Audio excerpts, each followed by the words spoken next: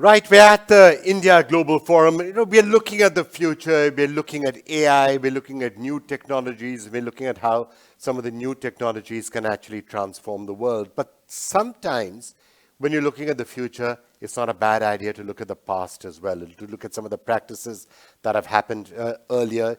Can you include them? Can you incorporate them? Can you learn lessons from the past? And perhaps healthcare is one of those places where, while AI will come and new drugs will come and all of that, maybe it's time also to look at some of the holistic practices of the past and try and find ways of incorporating them as well. And that's one of the things we're going to be discussing right now. It's great to have with us Faizal Kottikolon, who's founder and chairman of KEF Holdings, behind the Tula concept, which is really looking at how you integrate modern healthcare with Ayurveda and ancient practices. So we're going to be getting a sense of that from you.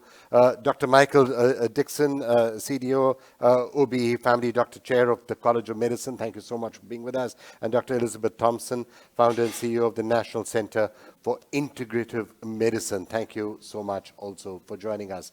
The basic premise of what I was saying, when you look at healthcare going forward, is it going to be about future technologies entirely? How do you use AI? How do you use personalized medicine? Or a lot more of also trying to figure out some of the wisdoms of the past? Yoga, Ayurveda, Thank you, Vikram. Chinese medicine. Thank you, Vikram. Very relevant questions to the modern world. And I think we are forgetting we are human beings. I think AI, everywhere you look at it, it's AI. And I think we have to first look at we are human beings, and we are going to change that. Correct? So I think that's important. And I think all this traditional wisdom has been there centuries ago. Correct? And today, just to give you an example, we look at personalized medicine, cell therapy. Ayurveda spoke about it 2,000 years ago. Correct? And but always the challenge has been, hey, where is the evidence about that? I think, and I met an interesting person, Dr. P.K. Warrior. It was 99 when I met him. So I asked him, hey, where is the evidence about Ayurveda? And he said, Faizal, this Ayurveda is not a business. It's a service. For us, we wanted to heal people, and we only look at that. Correct? So evidence are there all over the place, but we never focused on collecting these evidences and giving it to research institutions. That really was an eye-opener for me, and that got me into development of Tula since then. I said, knowledge is there. You just have to pull the knowledge together, bring it through the modern lens. And what today world is looking for is that. And I think the holistic health is the future of healthcare. All right, Dr. Dixon, your sense on that? What are the direction in which healthcare is moving? Well, it's moving in a very disconnected way at the moment, and I think Ayurveda and the mixing of the East and the West offers a place to reconnect not only mind and body, reconnect different parts of the body, but also to reconnect people with doctors and other health professionals as healers, because we know that the effect of one person treating another is itself a major issue.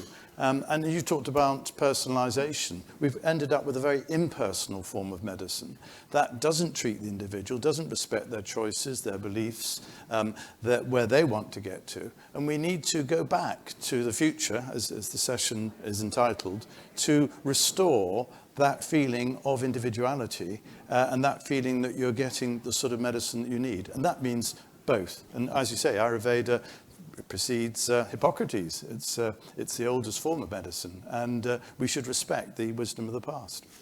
But when you're talking to people who are working in the field, I mean, a lot of people say, yes, of course, individualization is important and personalization is important, but we'll do that with things like data. We will use data and we'll use AI and we'll figure out personalized medicine, and that's the path forward. Well, it's not. It's not, because it's about touch. It's about communication. It's about emotions. It's about, I mean, if you look at the big issues in our time, obesity. 40% of children in this town are obese or overweight. A quarter of 14 to 16-year-old girls are self-harming. You're not going to sort that with AI, with machines, with technology. That requires a human approach that not only creates that connection, but also goes back to look at those 75% of diseases that are actually caused by the way we live. And that means changing minds. It means getting people motivated. It means enabling them to live differently. And many of the lessons of Ayurveda and ancient medicine give you precisely that path. Right. Dr. Thompson, I mean, you're the founder and the CEO of the National Center for Integrative Medicine. I mean, just describe it to us a little bit. What is integrative medicine? Well, it's very much what we've just described. It's the and. How do you combine conventional, lifestyle, functional, complementary or whole system approaches like Ayurveda? How do you combine them into one model? Because it's just essential we do that. If you think of left and right brain, the left brain is kind of the robotic, the AI brain, the things that we own or can grasp. But the right brain is about pattern matching, how we connect, our empathy. So this idea of the empathic brain is very much enhanced by being in the room with someone. But the AI is going to be really important for getting big messages out. You know, if we look at metabolic health at the moment, we've got a crisis out there. So beginning to get messaging out there, but at the same time knowing that people do need connection. Forest bathing, why is that so good for dropping your cortisol? Because we are nature, and we're connected to nature. So when we get in that color green and when we're surrounded by silence, then suddenly we can hear the little voice inside. We don't need to be told by AI. We know what's good for us, but we've, as you said, Michael, we've lost connection. So when you're looking at the problems and the diseases and the healthcare issues that we are now facing, we've tackled a lot of infectious diseases. We had a vaccine for COVID within a couple of years, which came out. Yes, cancer and others are problems. Presumably they'll get solved. What, to your mind, are going to be the real challenges for the next 10, 20, 30 years? And how will centers like Tula, some of these practices that we're discussing, make a difference? I think the biggest worry is, the biggest challenge what human race is going to face is more and more diseases coming in. Every day you will see the new diseases. Why it is? Nobody is asking this fundamental question. Where is it coming from? Correct. Today, cancer is spreading across the world. Correct. I mean, for youngsters, I run a own hospital and I see that happening. Cardiac deaths are happening at 30s and 40s. Correct. See, as Michael and Elizabeth said, we need to relook at the whole ecosystem, the education system. I think completely skewed, in my opinion. We need to really look at the education system to change, to educate the people. We are part of the nature, correct? Our emotional well-being is completely undermined now, correct? And I think this is where, the concern is, we are living longer, but are we living in a healthy way? That is the question. So let me just take you up on that, because there's a certain theory which says the reason you're hearing so much more about cancer, of the two cases that you mentioned, is because people are just living longer. They're not dying of infectious diseases, so they're ending up, getting cancer at a certain point. And yes, a lot of people are having heart attacks, but that's partly could be COVID and clotting and issues like that. Is that a fair summary, or you think there's something else happening beneath the surface? Nothing to do with the COVID. COVID, of course, the diseases are there in COVID, lung diseases, but heart attack is not just because of COVID.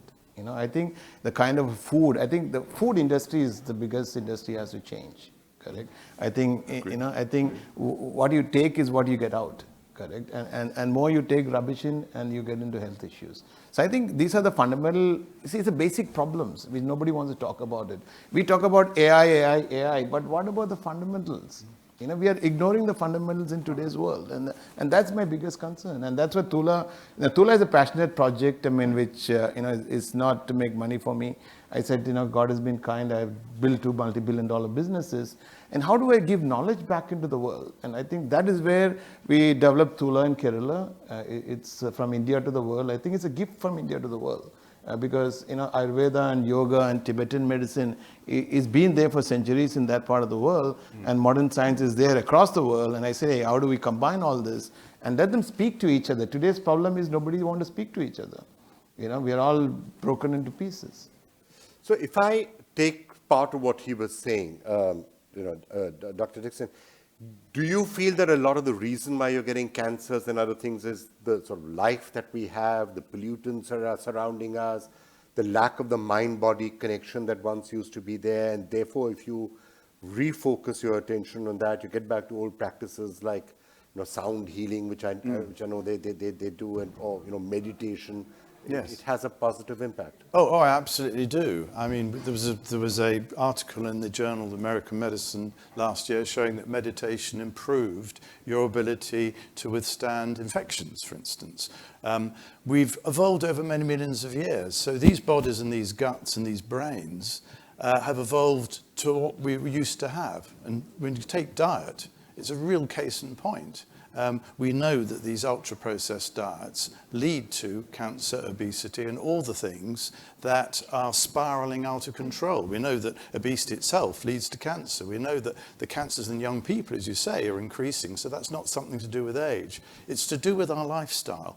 And therefore, we need to start regaining a way of living that we're adapted to have. And that includes much better diet, full of polyphenols and not so much starch and added chemicals. It involves a different sort of being, connectedness, forest bathing, those sorts of things. And it involves a new form of medicine, because at the moment, medicine is just patching people up as these floods of people with cancer and heart disease come through our doors.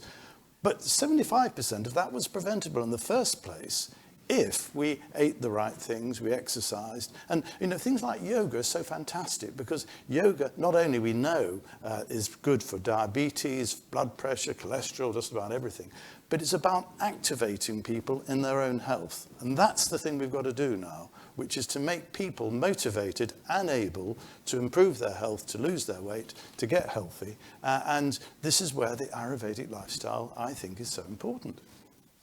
So you're saying that if you move to prevention, a lot of what we are actually seeing can simply be done by lifestyle changes that will prevent you from falling sick in the first place? Yes, 80% of heart disease for a start, quite a lot of cancer. Yes, because so many people who go around the streets of London have what we call metabolic syndrome. It's really due to weight, which is not only furring up their arteries, not only causing cancer, but also causing a whole lot of other diseases. And if we can help people to live healthier lives by being active, doing yoga, eating a healthier diet, then yes, we could eradicate at least 50% of what's coming through my door as a GP or the hospital doors. In fact, it's been happened. There's a GP up in the north who has reversed diabetes in over 50% of his patients. It's all possible.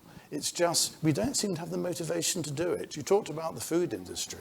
We have a conspiracy in this country to give people bad food, especially those that can't afford good food. And somewhere between the farmers, the food producers, the retailers, the supermarkets, we end up all eating a really bad diet. And someone's got to fix that. It requires national policy and local motivation. Dr. Thompson, what are the other practices? In addition to worrying about diet, which is an obvious one, exercise, I think is an obvious one. What are the other practices that you think people should be looking at? Well, we are, in order to manage this difficulty and this new model of healthcare that we need, I think we're all interested in that. We run a master's program, and so we will train people in holistic consulting. How do you connect, first of all, to what's an issue, looking at people's mental, spiritual, emotional health? And then what are the approaches out there? There's traditional Chinese medicine, there's Ayurveda, there's lifestyle, there's nutrition, there's homeopathy, there's anthroposophy, there's healing, you name it. What we do with the healthcare professionals that we're training is we say, right, let's look at this big model and how can we then connect people to something that really works for them with absolute prevention at the heart, wellness at the heart, resilience at the heart. What we saw in COVID is that people have lost resilience. We didn't even know we'd lost it. And so this resilience building is about really understanding the body as a complex system. So I think education is super important. And we just have medical students with us at the moment from Bristol University doing a 6-week course in yoga, so that they can really experience it themselves. Lots of doctors in the UK are wanting to do yoga because they can see they can put it into their lifestyle. But also with yoga, then they learn about Ayurveda, they learn about the herbs, they learn about ashwagandha, rhodiola, all of those things that help us with stress. Because just to confirm what you're saying, the problem for us in modern life is inflammation. The body's inflamed and it needs those foods, that lifestyle, that relaxation that can really bring that inflammation down. I'm seeing women in their 20s with lung cancer. I'm a cancer doctor. I mean, that is unheard of when I was training at the beginning. We've got a problem. All right. In this sort of an area, when it comes to some of these ancient wisdoms, I know part of India's soft power has been yoga, and there's been a lot of effort to say International Yoga Day and things like that. Do you think that this becomes something which really needs to be focused on in a more systematic manner? We've heard of medical tourism in India, for example, for a long while. Can that be expanded into some form of wellness tourism also, where you could have centers, you could have people coming, not just for medical treatment, but also yoga, learn Ayurveda, learn yoga, learn how to eat, learn healthy things, and that becomes something which may be a very major focus area? Yes. See, I think we need to move healthcare to illness to wellness, correct? And I think, and it's possible. And what we have done is we've been working 5 years on building protocols for every disease through this integration, correct? The challenge is now Ayurveda, yoga, modern medicine, Tibetan medicine, all are individually practicing, correct? The best effort is to bring this using a protocol through knowledge, correct?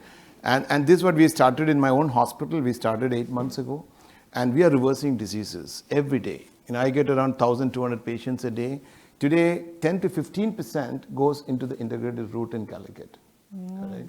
And that is what I'm excited about.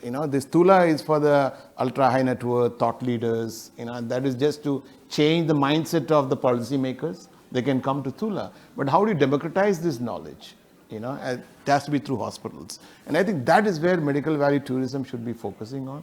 I had a meeting with the Ayush Ministry for G20. I was one of the speakers. And I said, if India needs to really give a contribution to the world, it should be integrated healthcare, than promoting yoga separately, Ayurveda separately. I said, integrative healthcare is what India can deliver to the world. Dr. Dixon, part of the issue is going to be if you have to really take it to the masses. Yes. There's always, you will find research and evidence on just about anything. You'll have research saying intermittent fasting is great for you. You'll have research saying intermittent fasting is terrible for you. Drink a glass of wine, don't drink a glass of wine. Okay. Yeah. By and large, everyone agrees that you should get some exercise and the rest of it, but there's always be different data. So that means when you're talking about alternative ways of being healthy or increasing your wellness, you will have enough GPs and doctors who will say, oh, come on, this is all, poppycock and it's not going to work and it's alternative and don't waste your time on this. Stick to the good old pills and allopathic path. Yes, well, you will get that. But, in this country, 20% of the adult population today is on antidepressants, and they're not happy either. So, we've got to get out of this mindset of a pill for every ill. We've got to get out of this mindset that the health service will look after us when we've not looked after ourselves. And we've got to make that general. I think implied in what you said, Faizal, was we need to have examples of the possible, which you're doing, but we also need national policy to try and steer things in the right direction, because otherwise it'll always be a rich man's pastime rather than something that really changes the health of the population. Sure. But the life expectancy in this country is now going down for the first time ever. It's unbelievable. As I say, diabetes, obesity are just going up and up and up. And unless we take this very seriously, and unless we look at a combined approach, we're not going to fix it. And, conventional medicines are fantastic things. I want my heart repaired or my cancer repaired, and I've had both done. Yes, it's fantastic. But, we've got to help people not to get there in the first place and help them to stay healthy afterwards if they've needed treatment. What's the sort of reactions you get from people when you're talking about integrative medicine and the importance of mind-body connections and all that? What's the feedback? What's the reaction? So it's very mixed. If you look at the British Society of Lifestyle Medicine, they can fill a room with doctors, and lifestyle feels safer. As you say, exercise we can agree on. I think nutrition we're agreeing on now. I think it's the other whole system approaches that are challenging, and people like to push them to one side because they bring in that element of mind, body, spirit. They bring in that element of healing. They bring in the element of the body as an energetic system. And then that starts to really trouble some of the more mainstream doctors. So I think evidence is also crucial. You know, if you can provide evidence to doctors and nurses and physios and allied health professionals in the UK, and that's why I think modeling a centre like yours, where you could also develop evaluation, I think everything is useful, but I think what's important is that we do reassure people and their left brains that there's evidence for, particularly a package where you start to put different approaches together. Because we know that we can advise people, you know, to reduce carbohydrates, but then emotional and mental health kicks in and people will then binge on a pizza. You know, the idea that we need more than one approach, I think, is really important. And just to say, social prescribing, Michael's not mentioned that he inspired and innovated a whole movement for change in the UK where you're prescribing activities rather than drugs. And I have to say, most doctors love that. They don't want to prescribe drugs. But they need it to be accessible and quick and affordable. So I think there's lots of work to be done, but I see the movement for change really taking off in a big way. I think the biggest, Michael, the biggest culprit here is the pharmaceutical industry.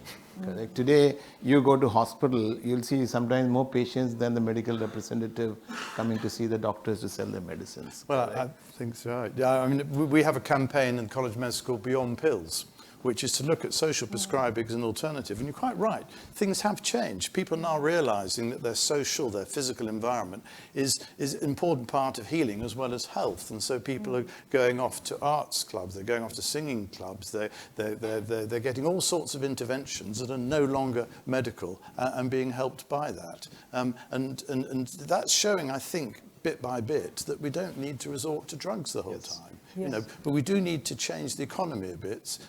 I mean, the problem in this country is not much money goes into health or even primary care where I work. And in fact, both are decreasing year on year as we pour money into high-tech hospitals.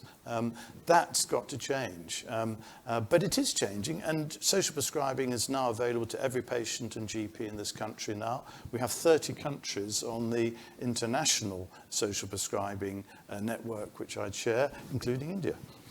And you know, at the end of the day, if you were to really make this a mass movement, then communication becomes very important, because not everyone can come to a 2-hour, have a, be tinted Ayurvedic bed or a soundarium, but basic, how do you eat better, how do you exercise, how do you avoid some of the most obvious carcinogens that are around there, that is something that can be, that message can be spread if it's done effectively. One is that, and second is the medical education. We have to introduce this. Yes. Right? Yes. See, the doctors should be created awareness on yoga and Ayurveda and other form of medicines, correct? So I think these are the two things. Other one is important is the Ayurveda bed we innovated, which is going to change the way Ayurveda is practiced in the world. And we got the global patent now, and I don't know whether you can show that bed here. It's first time something like that ever happened. 2,000 years, nobody's innovated Ayurveda bed. You'll see the old traditional wooden bed. If you do a swap, and you'll see a lot of hygiene issues. So I worked on it for a couple of years, and it's globally patented now. And I think this is what we need to do. We need to innovate, bring in technology into the traditional things. And I think this is a bed which has been innovated. We got the global patent for that, and I think this is what we want to take Ayurveda to the world. Correct? So I think that's all right. I just wanted to say that the other thing is we are fighting against vested interests like the pharmaceutical industry, like the food industry. I think what we're doing here is super important, which is to start to speak in one voice. Like, you're quite right, when you've got the big model of integrative healthcare, everybody can connect into it. So I think singing from the same song sheet would really help at this point. True. All right, that sounds like an interesting, Thank exciting you. way of approaching healthcare. And hopefully, we're all going to live a lot longer. Yes. So it's important to stay well and stay healthy Right. as long as you possibly can. Thank you all so Thank much you. for being here.